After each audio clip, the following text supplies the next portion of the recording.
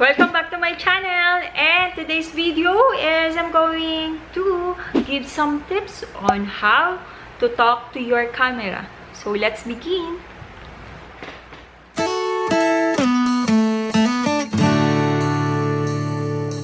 Maraming mga friends ko nagtatanong sa akin kung paano ako nakakapagsalita sa harap ng camera. So today's vlog, I'm going to share some tips kung paano ko ginagawa at kinukondisyon yung sarili ko para makapagsalita at makapag-vlog sa inyo. If ready ka na, I'll just get some coffee and we'll start.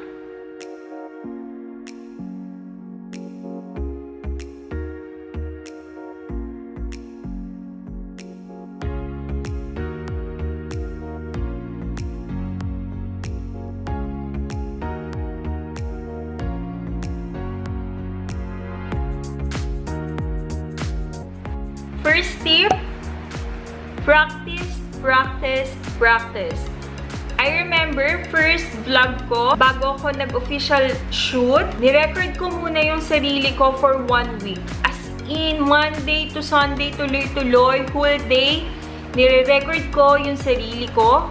Paggising ko, habang kumakain ako, habang piniprepare ko yung food ko, nire-record ko lang at kinakausap ko lang yung camera ko or yung phone ko. Ganun yung ginagawa ko. And also, I remember during the time na nag-work ako, kapag meron akong presentation with my client, ang ginagawa ko is pinapractice ko yung presentation materials ko sa harap ng salamin. Tip number 2, guys, think someone na sobrang lapit sa'yo habang magbablog ka or habang i-record mo yung sarili mo. Para alam mo yun, ma-open mo yung sarili mo at para maging komportable kang magsalita sa harap ng camera. Isipin mo yung someone na hindi mo iisipin kung tama o mali yung sasabihin mo para tuloy-tuloy kang makapagsalita. Or, it also helps na bibigyan mo ng pangalan yung cellphone mo or yung camera na ginagamit mo pang record. Alam mo yun, maset mo sa isip mo na hindi siya bagay, pero kaibigan mo siya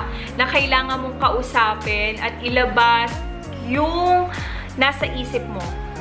Yun, nakakatulong yun. Ako, yung camera ko pinangalanan kong Connie since the brand is Canon. So, every time na magsushoot ako, tinatawag ko siyang, "Oh, Connie, magsushoot tayo ah." Tip number 3, guys, always put yourself in good vibes na mood. Yes. Importante kasi yon. Alam mo yon, kung paano ka magsasalita, kung paano ka haharap sa camera, makikita yon. Make sure na maganda yung mood mo kapag magba-vlog ka or i-record mo yung sarili mo. Ako, bago ako mag-vlog, I'll make sure na put makeup, inaayos ko yung buhok ko, and I wear comfortable clothes. Like, ako, mahilig kasi ako sa ganitong damit. So, kapag mag-vlog ako, I'll make sure na komportable ako sa damit na suot ko. And coffee.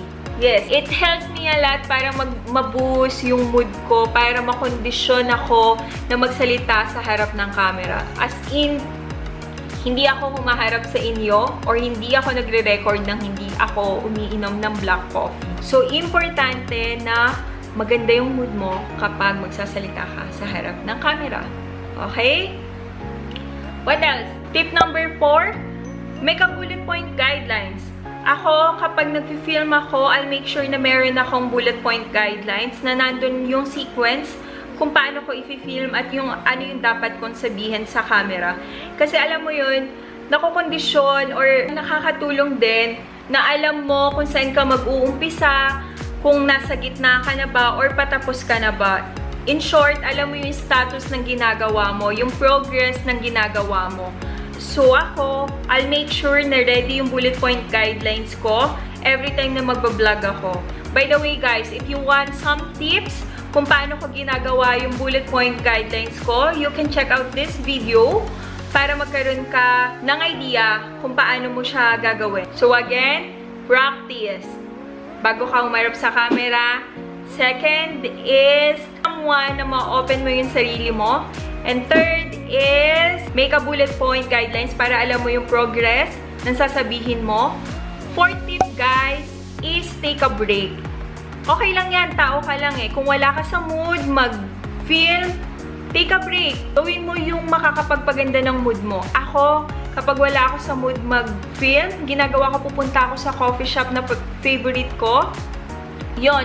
Or sometimes, magsiswim ako, magja-jog ako para lang gumanda yung mood ko. Or anything na makakapagpaganda sa mood ko. And then kapag okay na ulit ako, na-condition ko na yung sarili ko, at maganda na ulit yung vibes ko, babalik ulit ako mag-records. So alam mo yun, para ma-condition ko lang yung sarili ko. And tip number 5 is enjoy. Importante yon na na-enjoy mo yung ginagawa mo. Regardless kahit ano pang tip na sinasabi ko sa inyo, hindi mo na-enjoy yung ginagawa mo, it's useless.